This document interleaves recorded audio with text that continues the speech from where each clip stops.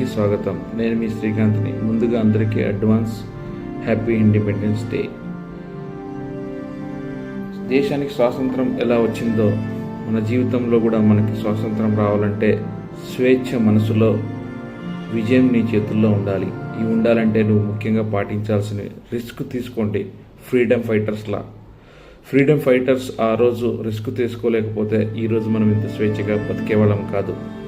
Vision and dedication ఉండాలి. Netaji Bose India freedom India ఉండాలనుకున్నాడు. అలాగే మనం కూడా ఒక విజన్తో ఉండాలి.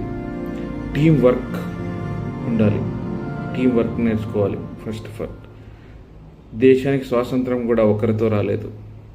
ఎందరో ఫ్రీడమ్ ఫైటర్స్ యూనిట్గా వర్క్ చేయడం వల్లే మనకి స్వాతంత్రం వచ్చింది. అలాగే మన బిజినెస్ మన ఒక్కరితో సక్సెస్ అవ్వదు. టీం వర్క్ ఉంటేనే సక్సెస్ అవుతుంది. కన్సిస్టెన్సీ ఉండాలి. క్విట్ అవ్వకూడదు. మనకు స్వాతంత్రం ఒక్కరోజుతో రాలేదు. 1857 నుంచి 1947 వరకు, అంటే సుమారుగా 90 సంవత్సరాలు ఫైట్ చేస్తే వచ్చింది మనకు స్వాతంత్రం.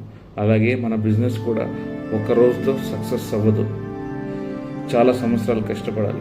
అలా కష్టపడితేనే మీరు అనుకున్న డ్రీమ్ని అచీవ్ అవుతారు. అది బిజినెస్లో అయినా, లైఫ్లో అయినా, జాబ్లో అయినా, ఎడ్యుకేషన్లో అయినా, ఎక్కడైనా కానీ ఇవి ఖచ్చితంగా ఉండాలి. రిస్క్ తీసుకునే నేచర్ ఉండాలి.